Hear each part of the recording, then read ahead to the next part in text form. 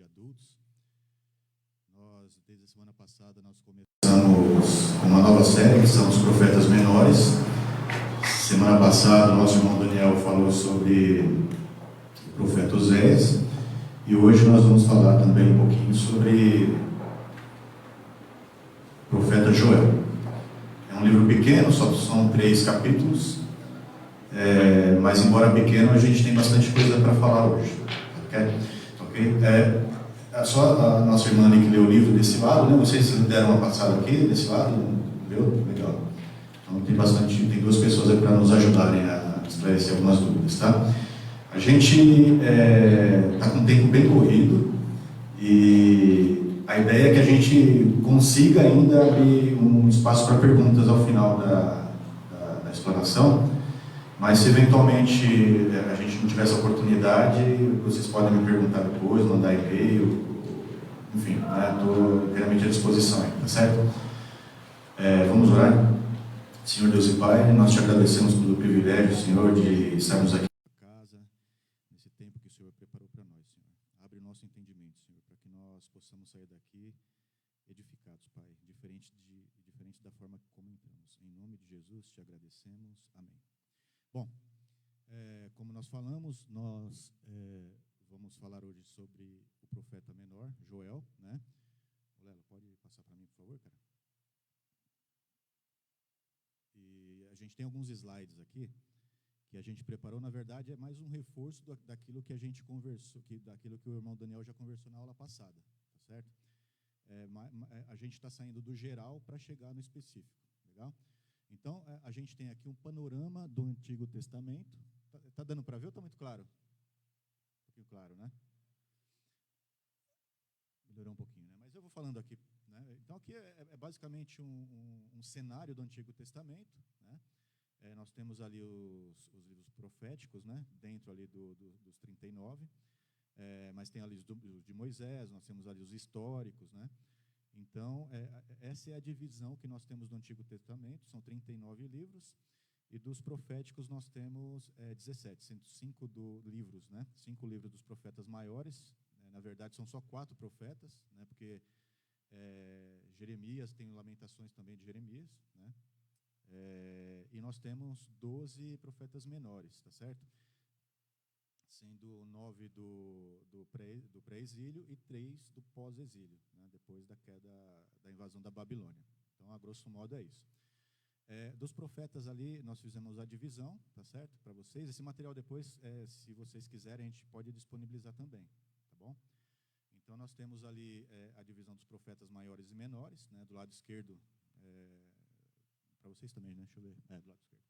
Do lado esquerdo, os profetas maiores, e do lado direito os menores, legal?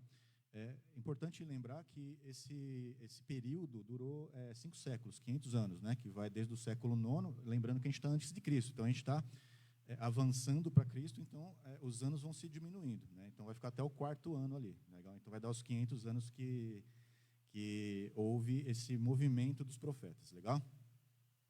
Pode mudar, por favor? Bom, aqui também a gente não vai investir muito tempo. Aqui é mais para vocês terem uma ideia, uma breve cronologia de Israel, vamos dizer assim, né? Os começos, a queda o reino dividido, a queda de Israel ali do reino unificado para a Síria depois, né? E para a Babilônia de Judá, né? Mas o que é legal entender aqui quando eu falei sobre pré-exílio e pós-exílio? Para a gente tentar identificar ali o contexto histórico daquilo que estava acontecendo naquele momento, né? Então, eu coloquei esse gráfico aqui, né, essa breve cronologia, para que a gente depois tente entender ali onde exatamente Joel profetizou, né? Então, vocês veem ali que, no final, a parte superior ali, a gente tem o período dos reis, durou 120 anos, tá certo? E foi de 1050 a 930. 930 houve a divisão dos reinos, em reino do norte, que é Israel, e reino do sul, que é Judá, tá certo? E aí veio a queda lá nos respectivos anos que são mencionados nessa breve cronologia. Então, esse gráfico especificamente é mais para vocês terem uma ideia de onde foi o movimento profético de Joel. Então, a gente está falando ali, basicamente, de Judá, né? A gente vai ver no próximo gráfico ali, no próximo slide, por favor. Legal. Aqui, quando você vai ler qualquer livro da Bíblia, a gente tem que ficar atento a como a gente vai ler, qual o olhar que a gente tem que ter aquele livro, para que a gente tenha uma compreensão melhor daquilo que o autor está falando ali, né? Especificamente com relação aos livros proféticos, né, tem algumas características aqui, mas eu separei duas aqui por conta do tempo, né? Como eu disse, já tínhamos falado disso aí, a grosso modo, na aula passada, mas o contexto histórico, né, é importante a gente observar isso, e também a contemporaneidade da mensagem profética, né? Tem que fazer fono. Então, o que acontece? A gente vê quase que 100% ali de todas as coisas que foram faladas naquele momento, né? Por exemplo, aqui a gente vai verificar, a gente está falando de 850 anos, mais ou menos, né? Mas para a gente é atual também. Então, quando nós formos ler os livros de profetas, a gente tem que ficar atento, dentre outras coisas, mas principalmente essas duas características aqui, tá certo? Troca, por favor, o slide. Legal. Aí tem uma grande dúvida que as pessoas têm com relação a por que profetas menores, né? Ali tem toda uma explicação um pouco mais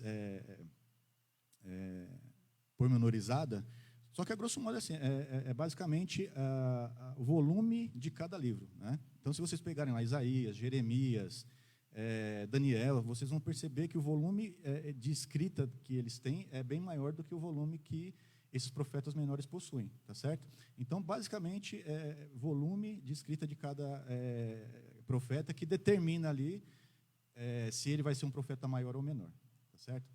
Como nós já falamos, a gente está comentando aqui hoje sobre o profeta Joel, né? E pode passar, por favor.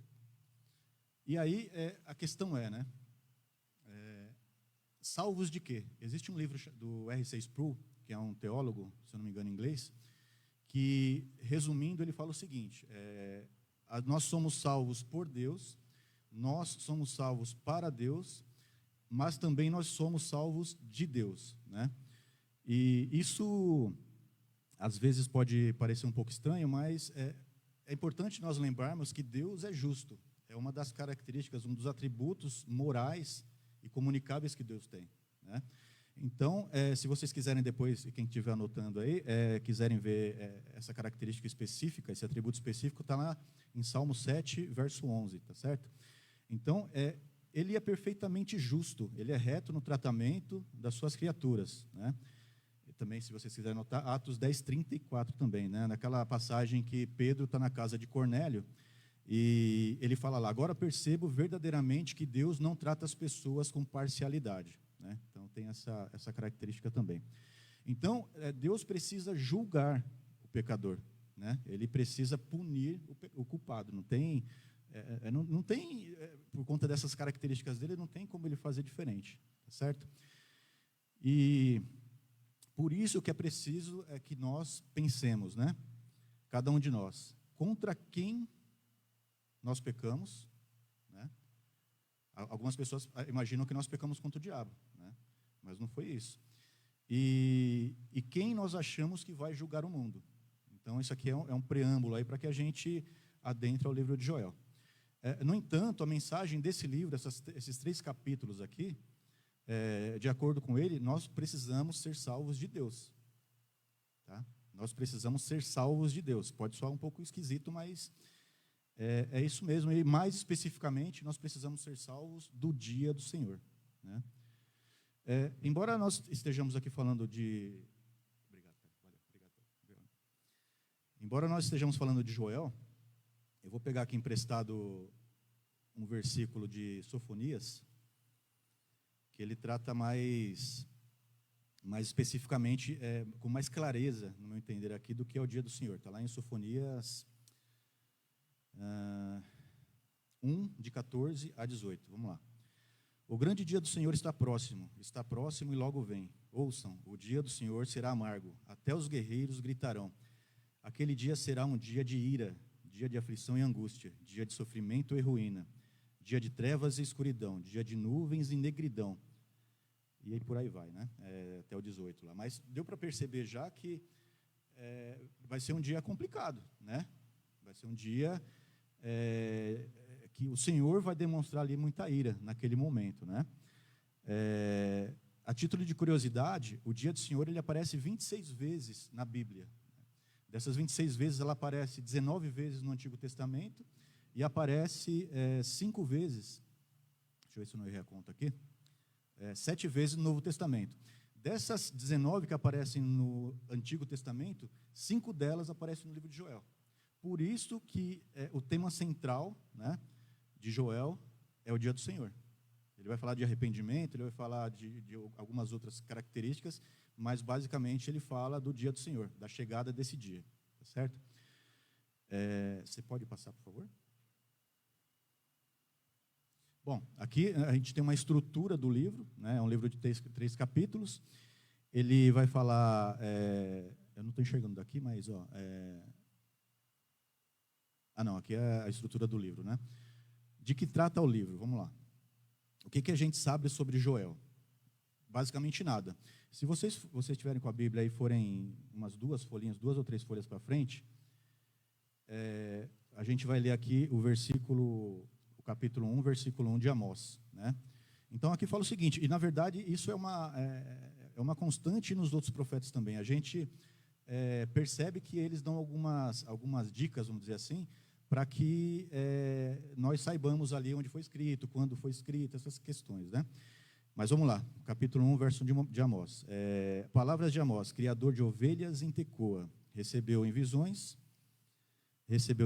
a respeito de Israel 2 anos antes do terremoto. Nesse tempo, Uzias era o rei de Judá e Jeroboão, filho de Jeoás, era o rei de Israel. Poxa, a gente viu aqui que a profissão dele, quando foi feito, foi antes do terremoto, quem eram os reis de Judá, quem era o rei de Israel. Mas, quando a gente volta lá para o livro que nós estamos estudando hoje, aparece o seguinte, capítulo 1 também, verso 1. A palavra do Senhor que veio a Joel, filho de Petuel. Acabou. É isso que se sabe de Joel, né? A única coisa que se sabe é que é filho de Petuel. E, por conta disso, fica difícil a gente precisar quem, quando, onde, tudo isso aconteceu, né? E aí nós precisamos nos socorrer aí de alguns estudiosos, né? Então, quem era Joel? No hebraico, toda palavra que termina com El significa Deus, né? Geralmente significa Deus. Então, Joel significa o Senhor é Deus. E ele também era conhecido como profeta do Pentecoste e também profeta do avivamento. Algumas informações extra-bíblicas, elas falam que Joel era da tribo de Ruben, né? Mas alguns estudiosos específicos do livro dizem que, para eles, ele era judeu, né? Que ele fala, inclusive, no livro direcionado a Judá e a Jerusalém. Então, eles entendem que ele seria ou de Jerusalém ou de algumas cidades vizinhas, né? Então, basicamente isso. Aparentemente, também, ele não era sacerdote, ele também não era um ancião, não era líder ali daquela comunidade, né? Porque quando nós formos ler os livros aqui, a gente vai perceber que ele se dirige a essas pessoas, né? Então, aparentemente, também a gente entende que ele não era nem ancião nem sacerdote. Quando esse livro foi escrito? Esse livro, a gente leu lá Amós, né? Então a gente viu lá a diferença que existia entre as informações que ele colocou lá no capítulo 1, verso 1, e a que ele colocou aqui em Joel, capítulo 1, versículo 1 também. Então, aqui não temos isso também, né? Como nós temos lá em Amós, né? Estudiosos vão sugerir que ele tenha escrito esse livro no 9º século antes de Cristo, né?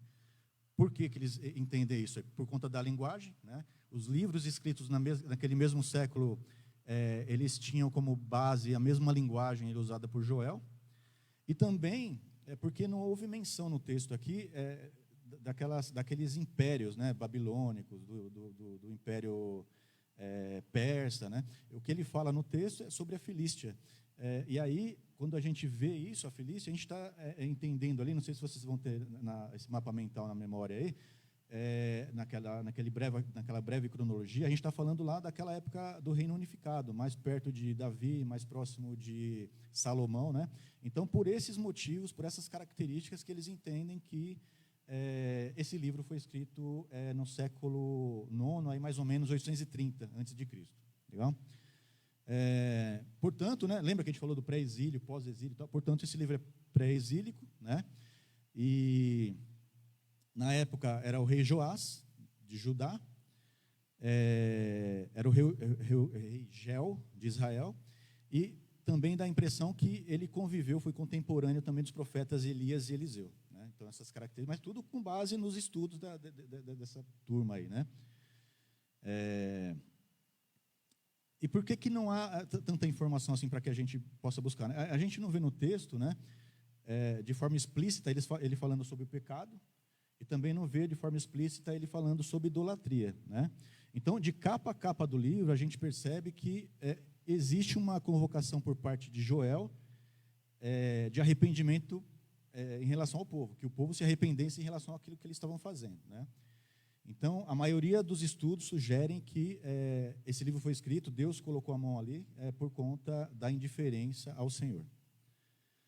As coisas, aparentemente, iam muito bem em Judá, e pouco a pouco, como a gente observa isso em vários textos, né, Juízes é o mais claro para a gente, que eles pecam, pedem auxílio ao Senhor, e, enfim, se arrependem, né? Mas a gente, eles se distanciaram do Senhor, né? Então a gente percebe isso pelo que o texto fala. Eles se tornaram frios na fé, indiferentes com o Senhor e negligentes na vida piedosa também. Então, alguma coisa acontece naquele momento ali, né? Eles estão em Judá, alguma coisa acontece, né? Algo circunstancial, e como nós vamos ver no capítulo 1. E a partir de algo, Joel começa conclamando o povo ao arrependimento. Porém, apesar de todas essas dúvidas, apesar de todas essas, né, essas questões que não estão tão claras assim como a gente viu lá em Amós, o mais importante, né, a mais importante informação que a gente vê nesse verso 1 aqui, é que apesar de todas as dúvidas da época, que não tratam das palavras de Joel. O que a gente tem a certeza aqui é que é a palavra do Senhor, que veio através de Joel. Tá certo? Pode mudar o slide, por favor?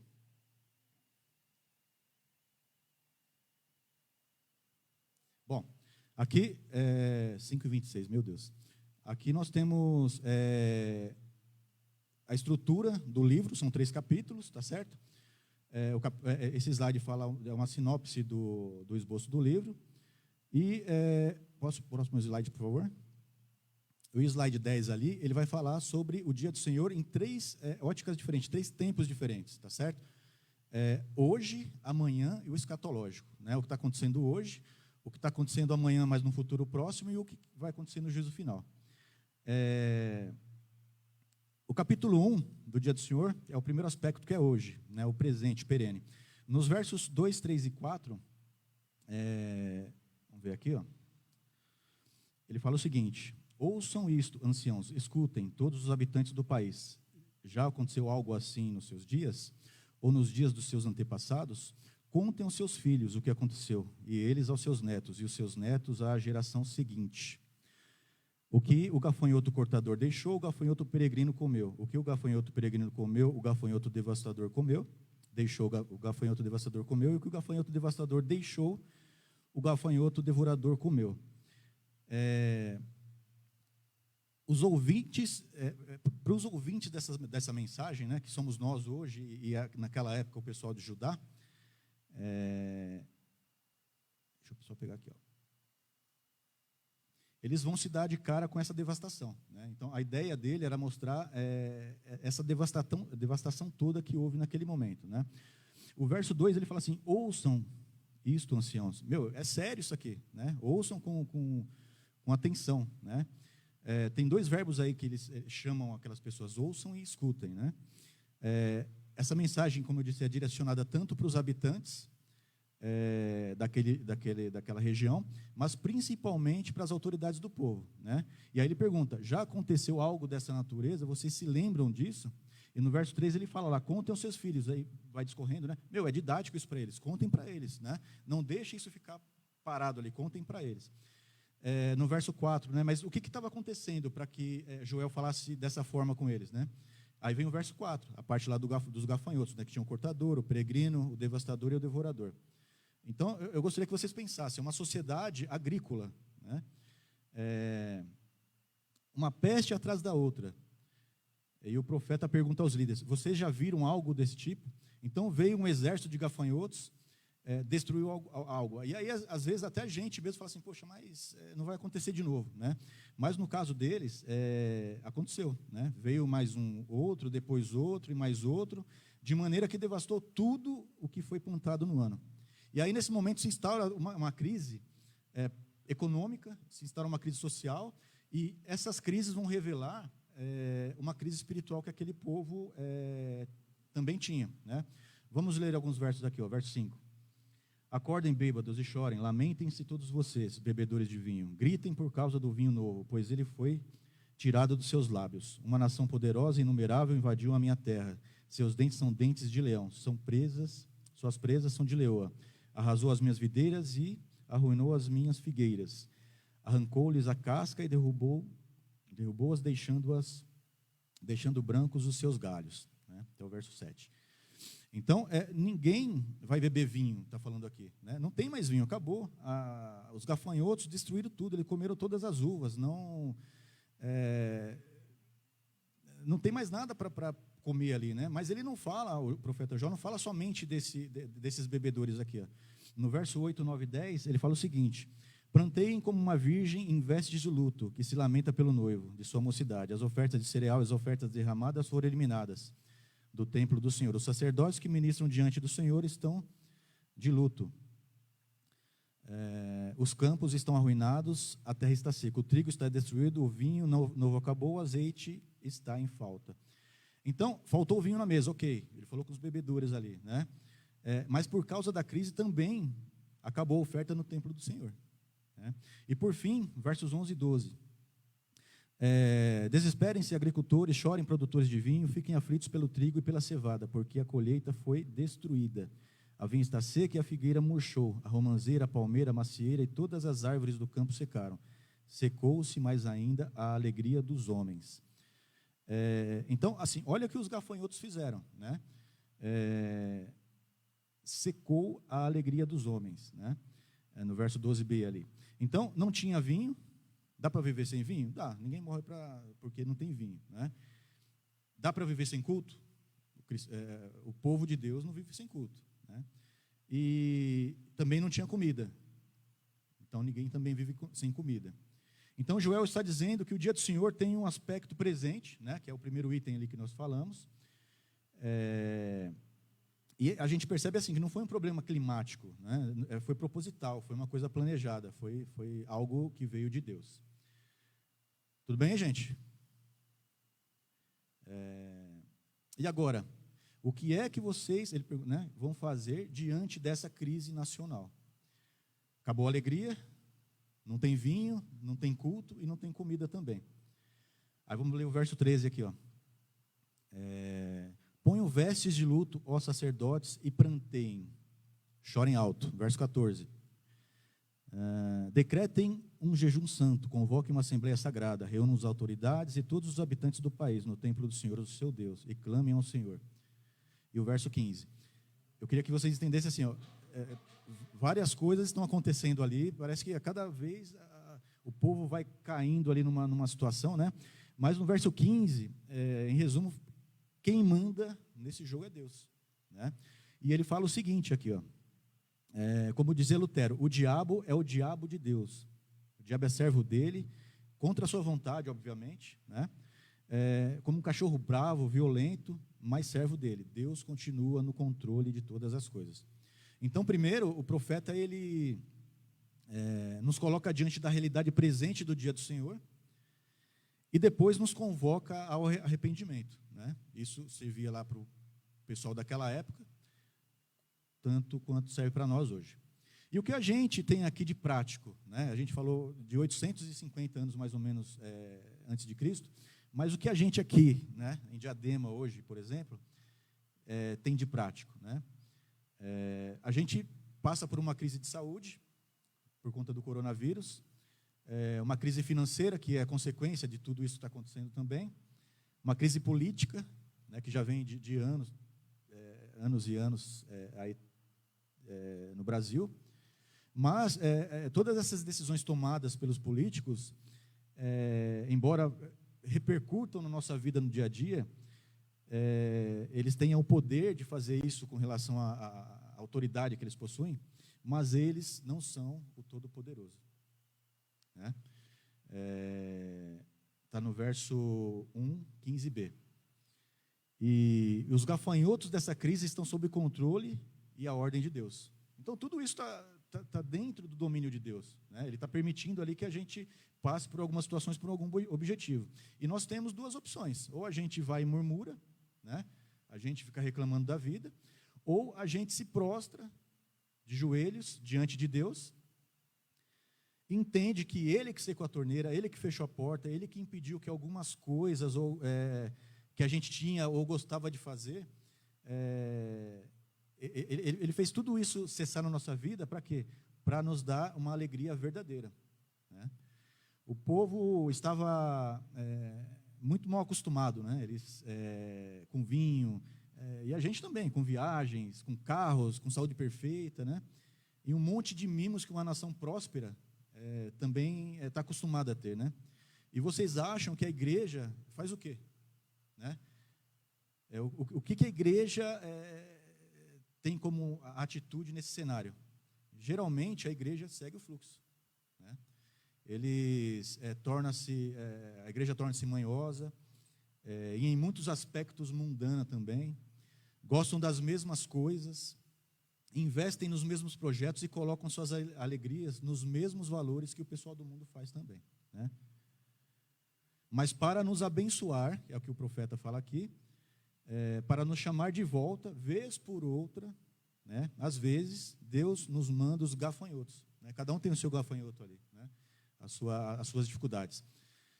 A gente pode não gostar dessas situações, mas a gente precisa saber também que Deus está no controle deles, e eles, às vezes, a permitiu para a alegria espiritual do nosso coração também. Tá certo?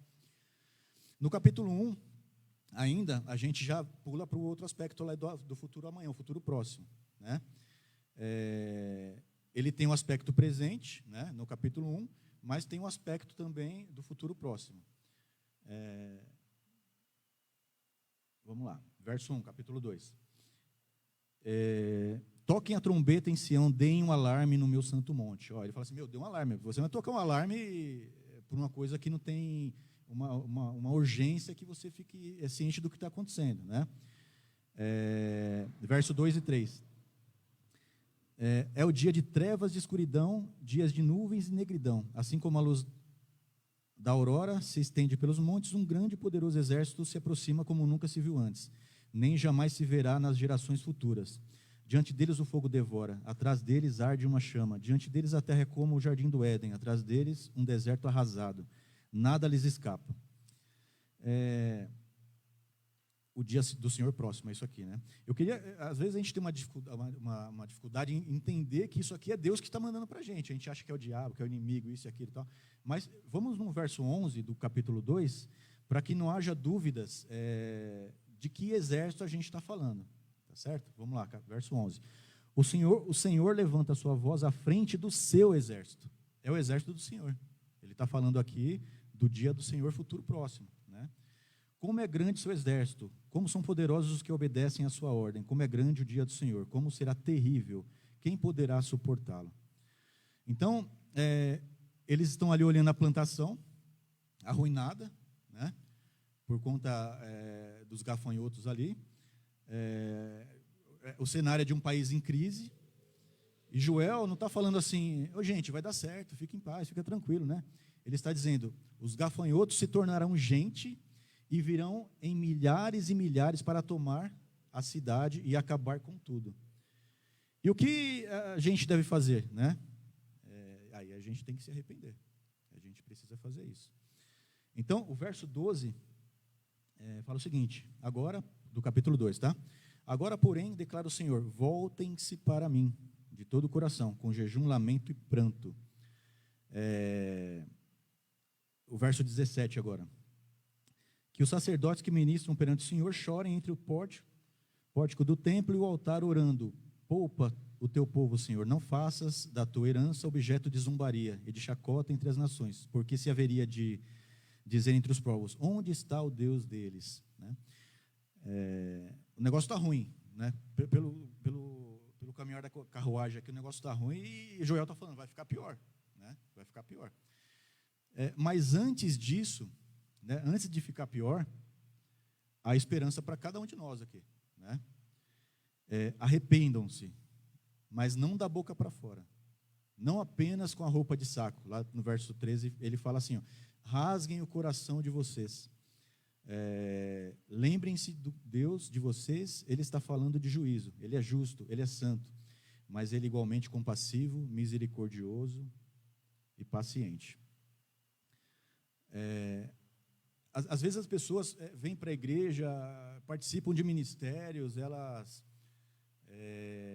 se envolvem com algumas situações da igreja, mas isso não necessariamente quer dizer que a pessoa se converteu. Por isso que ele fala aqui, o profeta fala: eu não quero que vocês coloquem roupa de saco ali, joguem cinzas, que era uma forma de fazer com que, demonstrar a Deus que ela tinha se arrependido de alguma situação. Ela quer que verdadeiramente, de forma interna, ela rasgue o coração, realmente. Não, lembra no começo que nós falamos aqui? A distanciamento de Deus, negligência com as coisas de Deus. Mas aqui não, ele falou: rasguem seu coração, né? Que haja, de fato, uma transformação na vida de vocês, de fora para dentro, né? É isso que ele menciona aqui.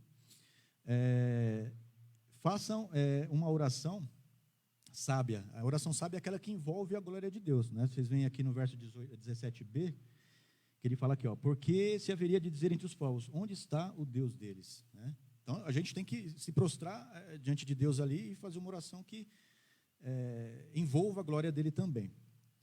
Então, a mensagem, como nós vimos até agora, tem um propósito de chamá-los ao arrependimento. Essa geração que nós estamos falando aqui, ela me parece que se arrependeu, né? Porque escapou das demais iras, vamos dizer assim, né? Sim, ela viu lá o enxame dos gafanhotos, né? Mas não a queda, por exemplo, da Babilônia, né? Então, Deus se arrepende, é isso que acontece? É isso que está falando aqui? Que Deus se arrependeu? Vocês acham que Deus se arrepende? Alguém quer arriscar aí? Ninguém quer arriscar, gente. É escola bíblica, tá? Pode. Se arrepende? Por quê?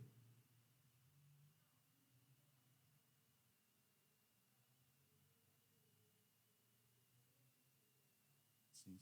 Legal. Alguém mais? Alguém mais? Bom,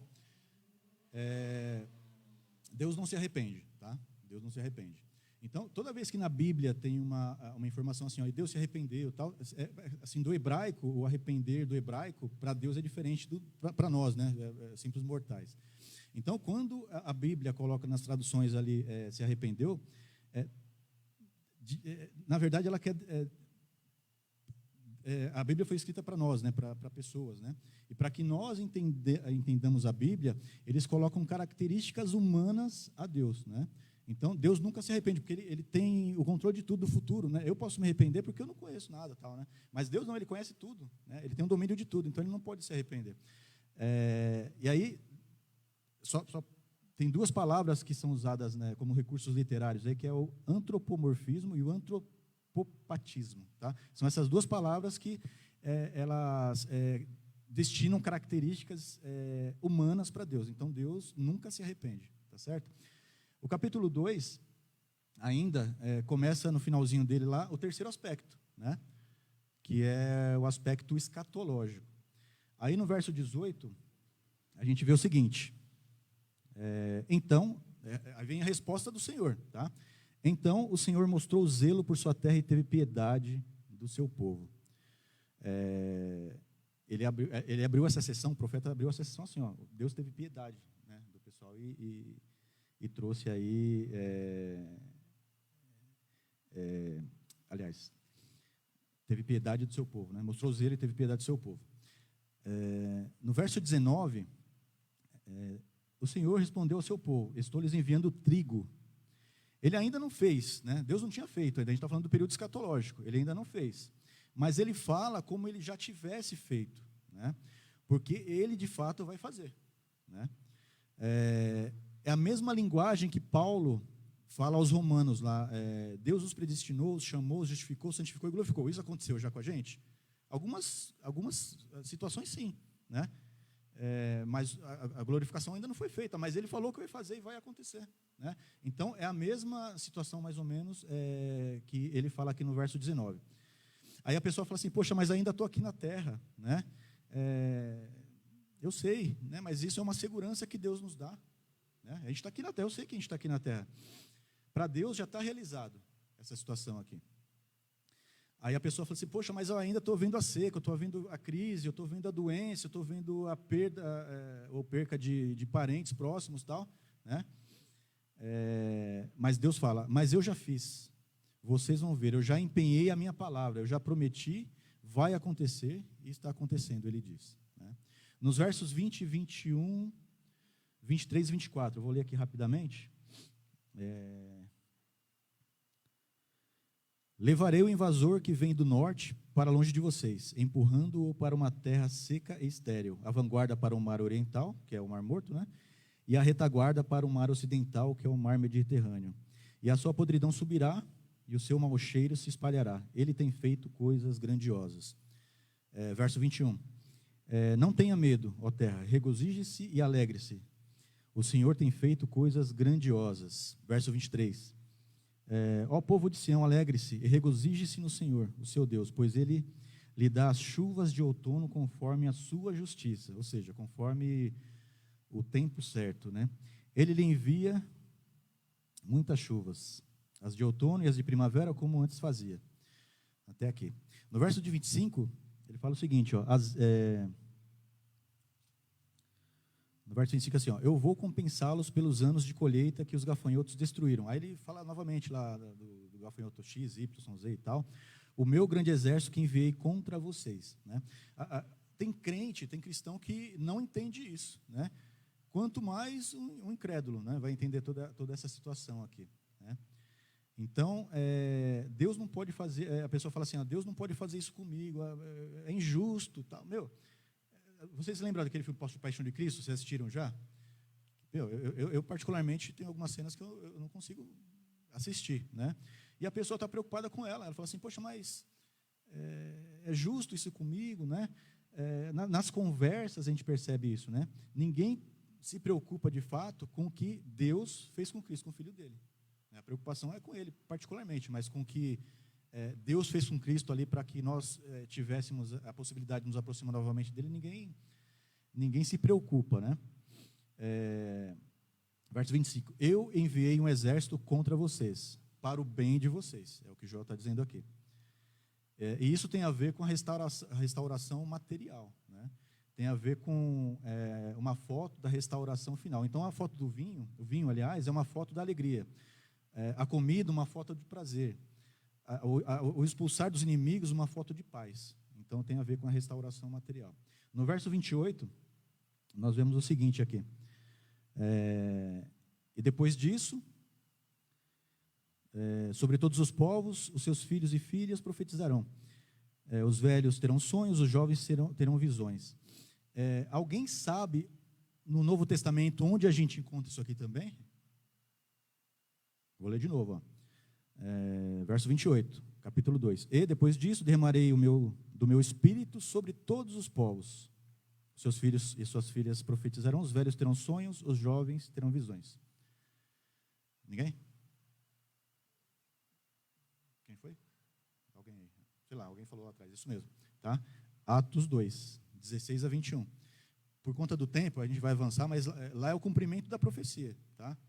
Que ele fala lá, hoje se cumpre a palavra de Joel, né? Ele fala lá em Atos. Que até ele fala assim, não, eles não estão bêbados, né? Que eles receberam o Espírito no dia do Pentecostes ali. Foi a primeira pregação apostólica dele, né? Dia do Senhor. Então, chegou para eles não viram, né? Aquela situação. Trata-se do dia do Senhor escatológico, né? Mas talvez você pense assim, escatológico não tem a ver com o fim dos tempos. Exatamente, é isso mesmo, né? Ali, o ministério de Jesus inaugura o que o Novo Testamento chama de os últimos dias, né? Naquele momento ali, do derramamento do Espírito. E aqui nós vemos o dia do Senhor chegando no derramamento do Espírito, mas também vemos o quê? No verso 30 e 31. Verso 30. Mostrarei maravilhas no céu e na terra. Há um aspecto positivo nessa passagem e um aspecto também negativo. Ambos são escatológicos, tá certo? O primeiro é o derramamento do Espírito, inaugurando os últimos dias. O segundo são de coisas que ainda estão por vir. E à medida que nós nos aproximamos deles ou do fim deles, né, no caso dos últimos dias, a coisa vai ficando pior, né? E nesse interregno, nesse meio tempo aqui, entre a primeira e a segunda manifestação de Cristo, o que a gente faz, né? Qual que é a nossa postura diante disso?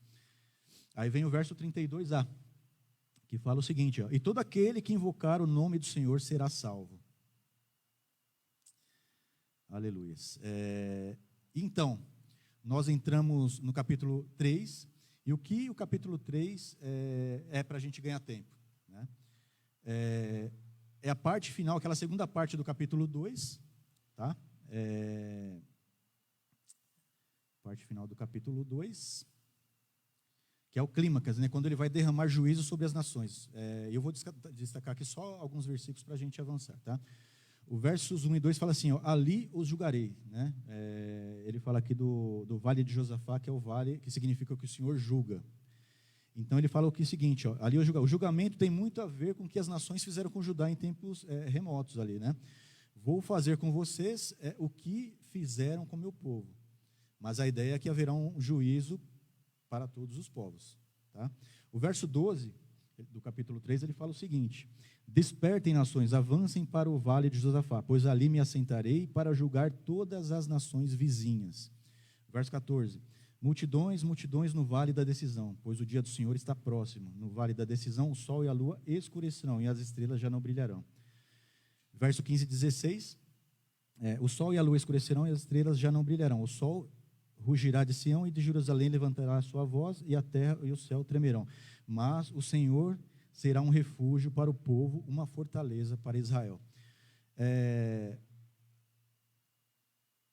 Então, vai ser um juízo contra todas as nações.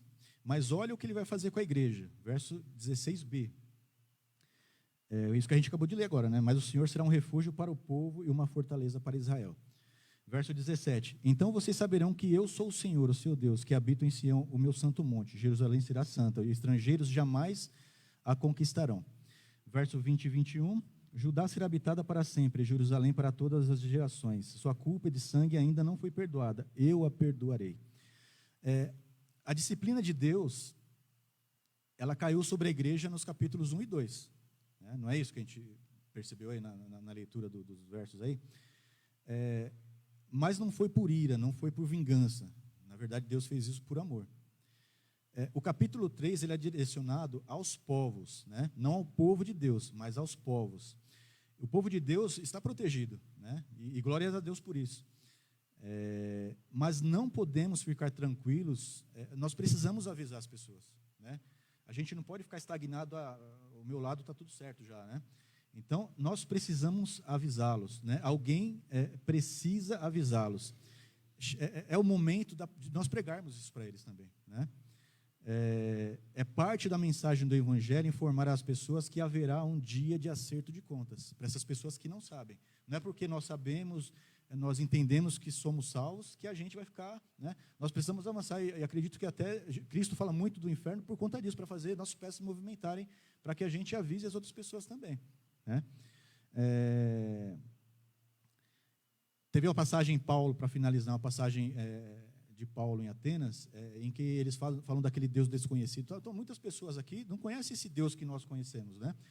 Mas ele falou assim, é esse Deus que eu estou falando para vocês, esse Deus que eu estou pregando. E é esse Deus que a gente tem que pregar também para os irmãos, né? Que Joel aqui conclama também, né? Mas a gente precisa, na verdade, fazer isso antes que chegue o dia do juízo final, senão não vai adiantar nada, né? E voltando lá naquele livro, Salvos de quê? Né? Tem uma frase aqui para nós finalizarmos, né? Mas a glória do Evangelho é que aquele de quem precisamos ser salvos é exatamente aquele que nos salva.